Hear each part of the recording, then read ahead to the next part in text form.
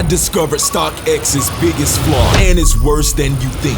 StockX selling fakes is no longer just a rumor. It's not even a rare occurrence anymore. It's now a part of StockX's identity. Say it just like that. It seems terrifying, especially when we're talking about the #1 sneaker resale platform. Yet everyone seems to have turned against them. YouTubers, influencers, resellers, former clients, and even Nike itself. Man, all of these folks are coming together just to call out the very shaky legit check program StockX put out. And according to them, we're not just talking about isolated errors, but rather patterns that constantly repeat themselves. Nike claims to have received not just 2 or 3 fakes, but 78. A reseller explains that he has brought 38 fakes from StockX. All of these stories that are coming out day after day are making us doubt the platform even more, and the StockX saga is far from over as Nike seems determined to take them down. We are forced to wonder why StockX's authentication is so flawed, and what better way to find out than to try to send them a counterfeit? Well, that's exactly what we did, but we also investigated the StockX's flaw.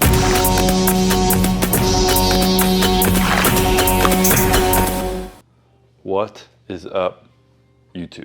This is a new video, and like many other YouTubers, we're obligated to try sending a fake pair of shoes to StockX. But before sending our pair, we need to understand why their system is so flawed. Despite many people still thinking that StockX is a store that resells sneakers, they actually present themselves as a type of stock exchange for goods. In reality, they're like a middleman, similar to Uber, that connects buyers and sellers and simply takes commission and processing fees. The big difference is that unlike Uber, which was designed in a way that each client is matched with a single courier who can fully attend to them, there's a bottleneck at StockX that prevents this process from being as smooth. This bottleneck comes from the fact that it's employees who legit check your shoes, and since they're fixed employees of the company, whether there's 1,000 or 1,000,000 orders on the site, the number of employees does not automatically adapt to each new order like at Uber. StockX's authentication system isn't scalable, and while it may not be necessary for a small resale shop, scalability is a must for a connection system the size of StockX to function properly. Unfortunately, this isn't currently feasible, or at least no one has found a way to do it yet, and it's still up to StockX to manually manage their fixed workforce of employees to handle the thousands of daily orders on the platform. And you can imagine that to maximize their profits, they're more likely to reduce the workforce and have them to work at full capacity. Something that Josh Luber, the founder of StockX, found perfectly normal when he spoke about a crazy pace of 20,000 pairs authenticated per day with only 40 employees. We had a whole topic on Nike Talk from an employee who quit his job after only 1 day. He talked about the unbearable working conditions of StockX's authenticators, where they were basically thrown into a work plan and told to figure it out and process sneaker authentications. So has it changed since then? Probably to a certain extent, but it will always be a grueling manual labor job with a fast pace of work and not necessarily a paycheck to match that. In short, it's more or less the same as an Amazon warehouse worker. And we say that because it's more or less the same type of job. It's probably also more or less the same type of staff turnover, where workers often leave their positions quickly. It's just a student job, a temporary job, or a stopgap until they find something better. And this high staff turnover is much harder for StockX to manage than Amazon, since learning how to authenticate the tens of thousands of products for sale on their site can't be done in an afternoon. And even if their system is separated into different levels where new authenticators check quote-unquote simpler items, I'm not sure that the local sneakerhead who received just 30 minutes of training is really able to legit check the best fakes, let alone at the intense pace imposed by StockX. These employees often end up having to authenticate far too many pairs in 1 day with very little time to spend on each order. So they are bound to make mistakes, especially since there's dishonest people who try to cheat them with very well-made fakes.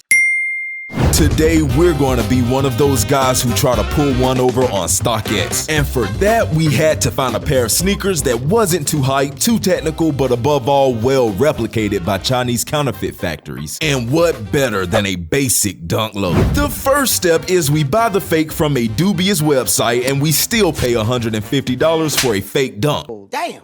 Obviously, we probably could have brought it for $50 and get more or less the same quality, but for various reasons, including laziness, we just went to the site that allowed us to buy sneakers in 2 clicks. But hey, given the price, the quality should be there. The crucial second step is to find a real pair of dunks to compare and make sure that the plan comes together. I love it when a plan comes together. A few weeks later, we finally received the fake pair, and for now it looks pretty convincing, but to be sure, we will have to compare it to the real one. On the left, obviously, just by looking at the box, we can tell it's a fake. On the right, we will have the real one, and in terms of the overall quality of the materials and the appearance of the pair, we are looking at something very, very similar. To go into more detail, we start by looking at the back of the pair, and we find the same quality, proportions, and rendering on the embroidery. One of the biggest flaws that we can quickly notice is that the fake is slightly more puffed up than the real one. We are almost on an SB dunk shape. It is more noticeable when we compare the pairs from the side. Now for the toe box, nothing to say honestly. The soles are also completely identical. We are clearly on the same mold. However, we notice slight differences in the texture of the soles. Honestly, we don't have much to say about this fake. A slightly bigger shape and the tongue slightly shorter than the real one, but in the end, it does the job well since these differences can be found in the authentic pairs, and I'll even tell you that the fake has more of a chance of passing on StockX than the real one, because the legit dunk we receive has some small defects on the sole which could make them think that the pair has already been worn. Alright, it's time to sell the pair. We head on over to StockX and take the very first offer in size 44. I confirm that my sneakers are brand new, never worn, and in the totally intact original box. Apparently they don't even ask us to confirm that the pair is authentic. I guess that's their job. I press confirm and I wait for a very long time.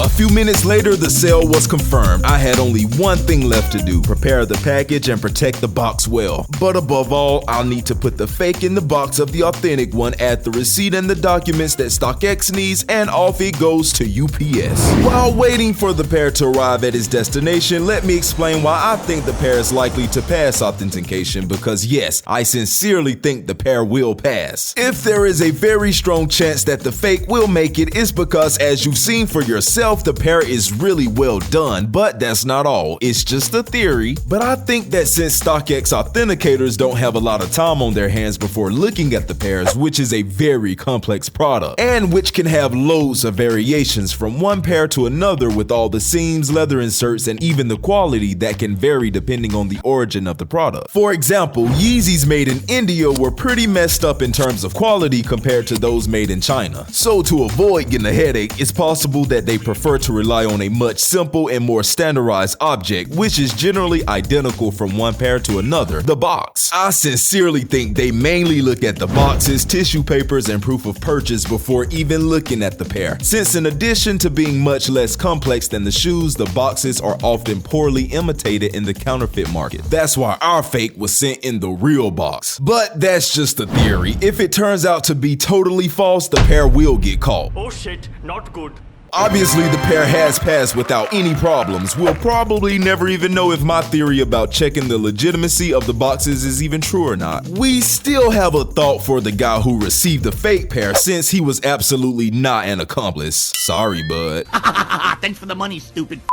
Before jumping to conclusions too quickly, don't forget that the dunk we sent is a very complicated pair to legit check, because the real ones can be just as bad as fakes from Wish, and I'm convinced that the pair we sent could pass through any resale site. I'm not saying that it's normal for the fake to have passed. We still pay fees to avoid that, but we also put them in a pretty unlikely situation. Besides us, I don't see any crazy person buying a fake dunk for $150 just to send it to StockX in an authentic box. Now, what would really be a problem is if much more valuable pairs worth 4 figures could easily pass. What if we tried it? What do you think? Wake up, get my bread up, done, shut up. Yes, I represent the money gang when I fucking throw my setup. It's only me up in this money game and I'm winning this forever. I put it on forever, I'm popping. Where was they at back then? Now they tryna talk.